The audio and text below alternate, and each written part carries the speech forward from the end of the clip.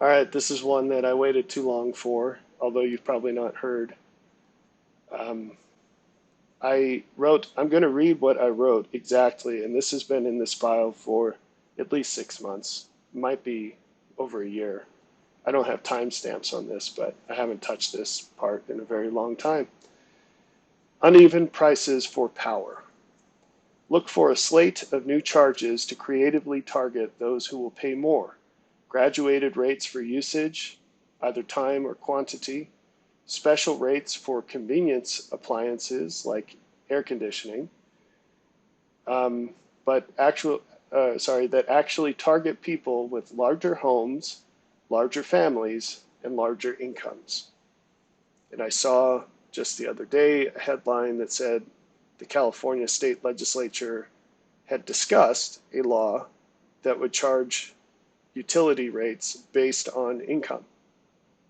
And so I've got a whole file. How many pages? I've got 30 pages of future warnings that I've only shared like 2 pages of to date. And um, this is one that I guess I didn't get out in time, but maybe you haven't heard about it yet, and it certainly hasn't come to you yet because they didn't pass it in California. They're just discussing it.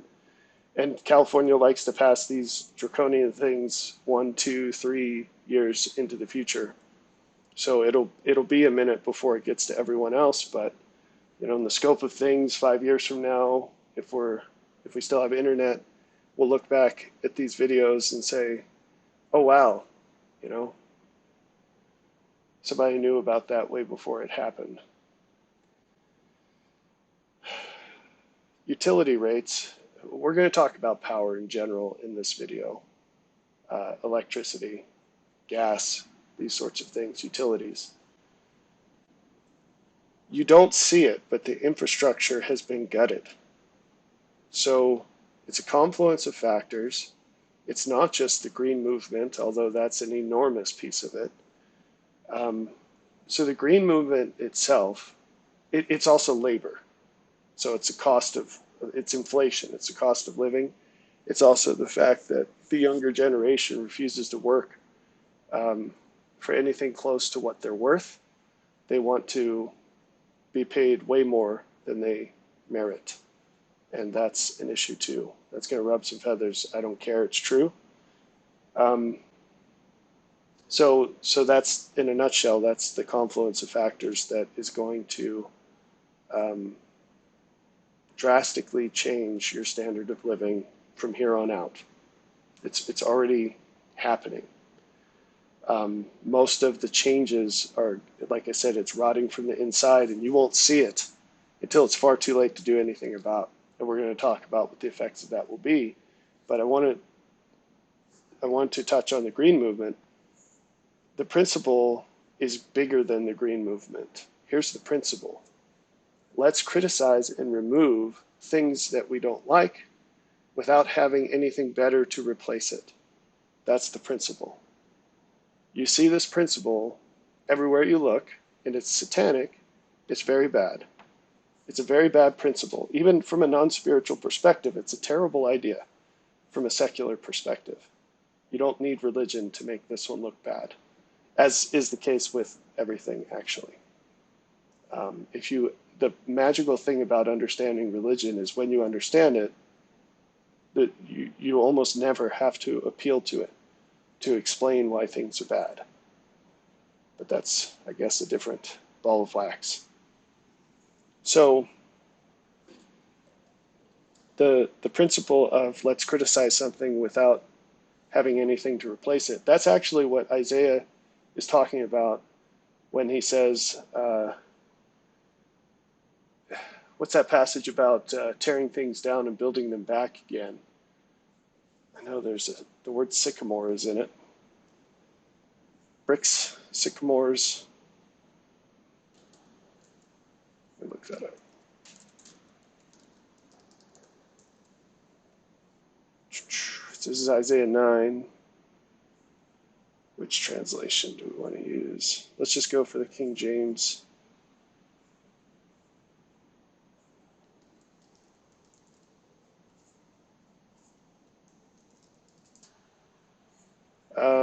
The bricks are fallen down, but we will build with hewn stones. The sycamores are cut down, but we will change them into cedars.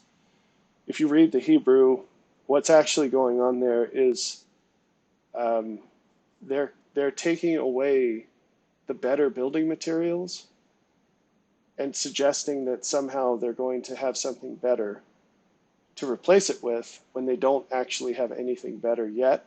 And it's very clear that they don't have anything better yet. This happens all the time in the modern world. So on the individual level, one example of this principle is maybe this impulse of human nature, or this tactic of human manipulation is really what it is. Evil people use this on foolish people, and it works. You point out the faults of something or someone, and you convince the mob to tear it down while you don't have anything to replace it with, but you promise them that the thing that you'll have later is better. Or you say, let's replace it with this thing that's obviously worse, but if we can get people to adopt it, it'll magically transform into something better. So can you think of examples of this? What about wind and solar? There's some examples of this. There is no way to make that kind of power available reliably. You're always dependent on the weather, which changes, and people can't even predict it. But we can predict that it will be unpredictable. We can predict that there will be lapses, and we do not have any capacity to store and produce that energy on demand in any fashion that's anywhere near as cost effective as fossil fuels. And you say, well, fossil fuels are limited, and so we need something else. Okay, fine. That's a separate argument. That's a completely separate argument to what are we doing right now. And the point is, anything else that we know of is going to cost way more than what you currently pay and be far less available. So how's that principle applied to individuals? Just to say my piece here, when you criticize other people without having something better to offer, you're doing this. There are many people out there, it's almost like they make it their living to tear down things that serve a purpose, and they don't have anything to replace it with. That's evil. It's not good. You're making the world a worse place by definition.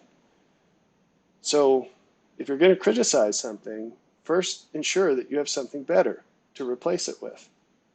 Now, there are things that are better to not have even if you don't have a replacement for them. But those are the minority. There aren't many things like that because, by definition, if you adopt something, it's because you think it has something to offer. So if it's a total fraud, different story. But, most pets aren't alligators. That's always a bad idea. That's always a bad idea, right? It's better to not have a pet than to have a pet alligator.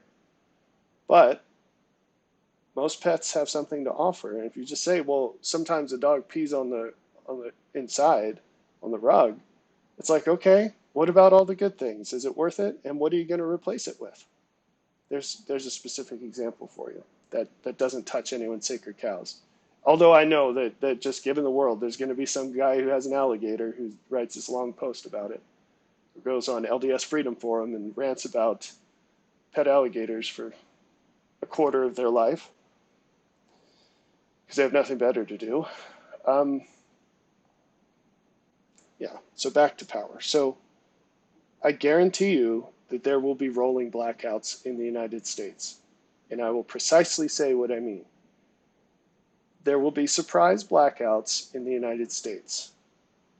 And it's going to get so bad that, at least in some places, they will have scheduled blackouts. It's beyond the scope of imagination for any person I know in this country, although maybe someone's out there expecting it. You are going to get used to the idea. It won't even really be newsworthy, like school shootings aren't anymore. Do you remember when they used to be a big deal? Now it's no different than if the sewer main broke out front of the school. It's like, oh, well, It happens sometimes. Everybody goes back tomorrow as soon as they get this fixed. And that's what it's going to be like with power outages. So scheduled and unscheduled, these are going to become a way of life. Now, what's going to happen is a lot of homes and companies are going to buy generators, and it's going to cost a fortune, and it's going to exacerbate the demand for the limited supply of gasoline. So these are things to think about. You know, our way of life, a lot of people, especially with large families, have even more than one refrigerator or freezer. Or if you're a hunter, or if you have access, you have hookups for, you know, buying a half a cow or something, you know, farmers, and you can get things direct from the farm and you save money that way. Well, what are you going to do with your 3 freezers when the power goes out unpredictably? What are you going to do if you work from home and you're out of power all these hours a day on a regular basis? So if you want to know that basically inconvenience goes up, your productivity goes down, your cost of living goes up, your standard of living goes down. That's a pattern you're going to see in and through every facet of your life as time goes on. God is going to, if you want to know the reason, God is exposing us to more and more of the consequences of our wickedness. That's not to say punishment for bad things. It's to say he's exposing us to more of what we actually deserve instead of all these magical goodies that he gives us in mercy, hoping that we will use them to advance our righteousness, which people have not done. You get a greater standard of living, the first thing you do is you go out and you have more fun. You exchange your time for pleasure. You exchange your money for pleasure. And not just pleasure, but pleasure right now. God wants us to use it to maximize our long-term joy. And the way you do that is by improving yourself and serving others. And that's not what people do. And so this is the consequence. So you're going to see rolling blackouts. Now, you're also going to see this at the appliance level. And this is one of many of these situations that are already in place. There are many places, mostly on the East Coast, that have these smart meters already installed, and they can actually cap your electricity usage. Sometimes they're on specific appliances like your AC unit, your HVAC. I haven't heard any stories of companies doing this with heating, but they might. But they definitely do it with cooling, where they will actually shut down or limit your device during peak usage. And that's one way they're getting around doing rolling blackouts, because otherwise they would just have to shut down parts of the grid in order to, well, they're not meeting demand, but in order to address the fact that they can't meet demand. But instead of doing that, they're capping appliances. So just to give you an idea of the drastic changes that this can affect, let's say you live in Houston, Texas, for example, and the only way you can get through life is through air conditioning, well, as far as you're willing to tolerate, is through air conditioning in the summertime. And this is the way it is for geographically, up to half of the country, that it gets so hot in the summertime and people rely on these air conditioners. Well, what if all of a sudden you can't use it? Now, electricity isn't the only way that could occur. Like with most of these things, there are multiple inputs. One of them is the cost of refrigerant, which is a huge issue, or the push for ultra, quote unquote, efficient appliances. And if you mix all these together, essentially what happens is either because of lack of supply or abundance of cost, people can't use air conditioning. So what happens when people can't use air conditioning? And we could go through the same analysis with heat in the winter. And a lot of people heat with oil. They burn oil instead, kerosene, Um, and obviously that taps into problems with those fuels, but the outcome is the same. You will have many places in the United States where the cost of living or the quality of life falls above or below, respectively, the required threshold for it to be worth it for people. Imagine what would happen if across a region, all of a sudden, the only people that can stand to live there are the really rich who just shell it out anyway because they don't care, and the really poor who don't have enough money to move.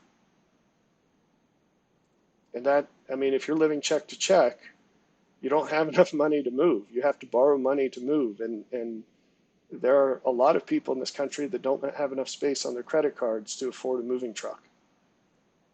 And so this is quite something, and you're going to see it unfold.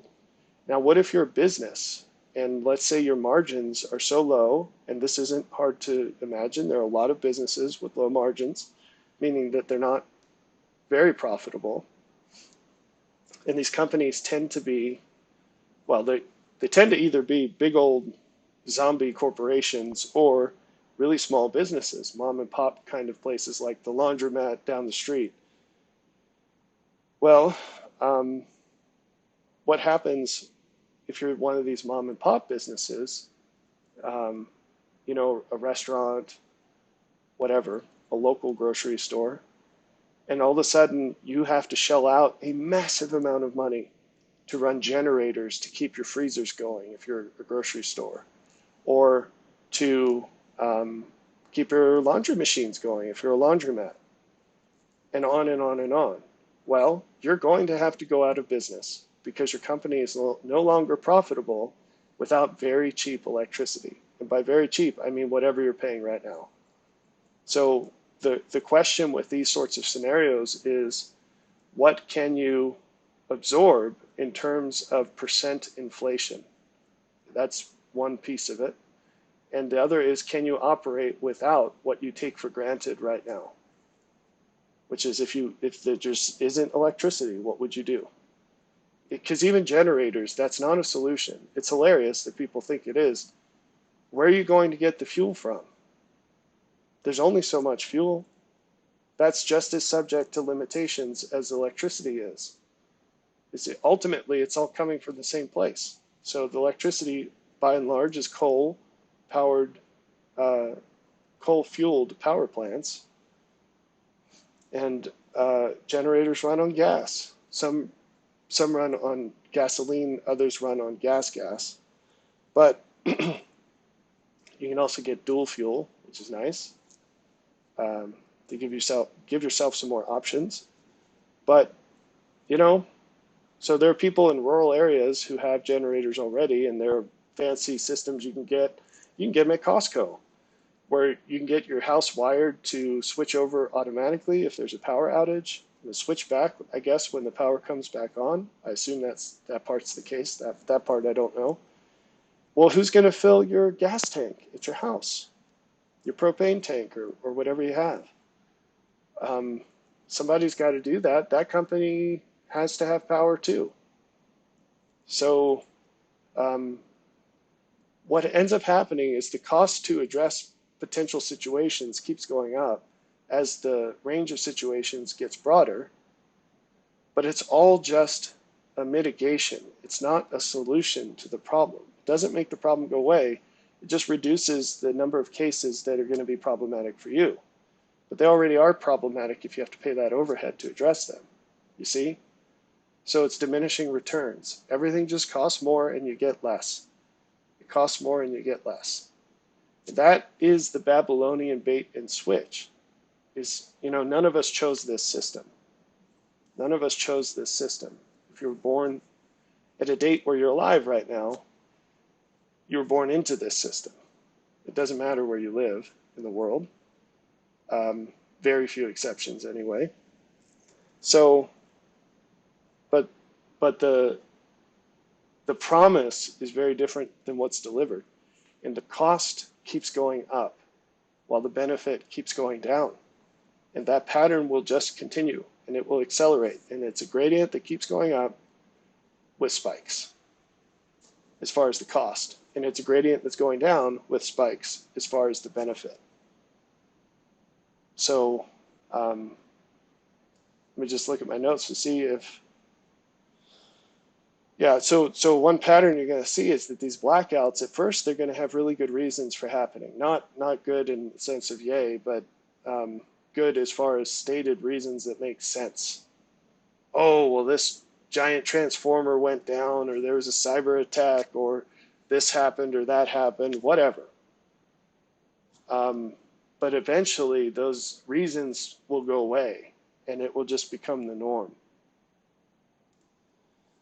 So the things to get across here include that generators will be very popular, but they'll also be harder to come by.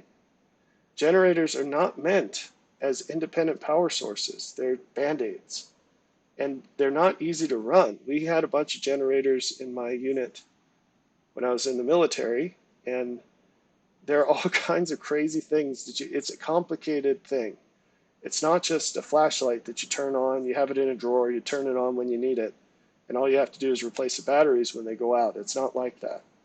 Generators are complicated. There's a bunch of new wiring that you need in your house to run a generator. And depending on the size of your house, it's unlikely that you can have a whole house generator.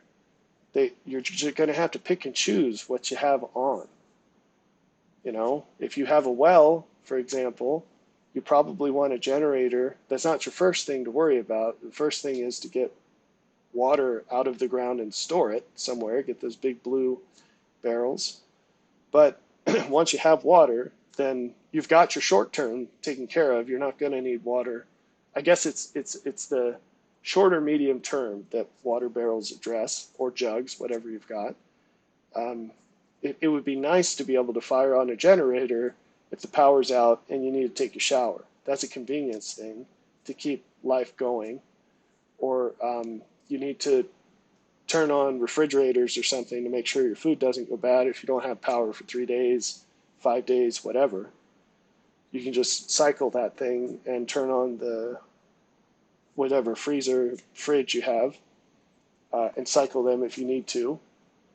But, you know, it's not just you flip a switch and magically you're immune to power outages. Another thing is generators don't run forever. They need maintenance. Who are you going to call to maintain your generator? You think there's some generator mechanic guy driving around in a truck that makes $10 an hour that's going to fix your generator? No, if it breaks, you're going to have to go out and buy another generator, right? So, for the most part, it's like having a little car. It's not something that you're going to go work on yourself for most cases. Although there are exceptions to that, of course. People go out there and they change their own springs and things. Right, so think about this. In terms of where you live, think about what you can do if there's no furnace, or if there's no heat pump, or if there's no space heaters, or if there's no air conditioning. You have to think about that and make the changes now, especially the ones that don't really cost tons of money to make, relative to the mitigation of these problems. So if you live in a swelteringly hot place, you might want to move to a place that's not so hot. And if you live in a place that's freezing cold, you might want to make sure that you have a wood stove and plenty of access to wood. Since we're on that topic, I'll just mention there are a lot of people who don't realize that governments can outlaw wood stoves. It's happened in places like in Utah, they did that. And if you had one and you relied on it for heat, oh well. And then I think that was grandfathered in, actually. Anyway, but you can't buy a house with a wood stove there anymore, as far as I know. It might just be Provo, Salt Lake area, I don't know. So they can ban wood stoves. They can implement rules against cutting wood. But wood cutting is another thing. Like people say, well, if the grocery stores shut down or there's some problem in supplies, I'm just going to go hunt. I know how to hunt. Or even worse, I have a gun. How hard could it be? It's just, you should go and hunt before you think it's so easy. Anyway, what happens when a lot of people start doing that? Well, there aren't enough animals to go around. And this is the thing in general, when you start getting closer to living off the land, just getting closer, you don't have to get totally near to it, but just a little closer than you are, what you realize is the immense cost of our standard of living. You have no idea. You have to live the work and do the math. Do the math on the energy units that you spend every day, the human work equivalent of that. How many hours, they have names for this that people have worked out. I don't remember, power slaves, I think. So the number of human equivalents working for you full time as if you had some slave. Some slave with zero overhead, by the way. Some slave that never had to be fed and didn't need to rest and never got injured and never got sick, and who never rebels, obviously. So, how many of those people would you need to power your current life? If you live a completely normal life, you live in an apartment or a townhouse, and you drive 30 minutes to work and you eat completely normal food, you require an army of power slaves every day. And you don't realize this, but you will. You'll approach that as the changes that are coming come. And you'll see just what kind of wealth you live in, even if you consider yourself poor. You'll see what real poverty is like. And you're not going to like it, I guarantee it. So the point that I've made again and again is make use of what you have while you have it, because you're not going to have it. You need to be thinking like some movie scenario where you're a billionaire and you know that in 3 weeks' time you're not going to be a billionaire. I'm not saying you only have 3 weeks, but in a short period of time, it's like the parable of the unjust steward. That's your situation right now. I promise you. You have all of these things, they have access to all these resources, and you're not using them how the Lord would have you use them. And He's going to take them away. So you need to start planning your life for when He does. You need to start making decisions to maximize the outcomes for after the lights go out. And if you use the resources so that when the lights go out, you're a little bit more comfortable than other people, that's the worst thing you could do. That's the worst possible thing you could do. So you need to go in the direction of improving yourself and serving others. That's the goal. All right, I think that does it for power outages, and I made this one before it happened, so thankfully I waited too long on others, but this one, we made it in time.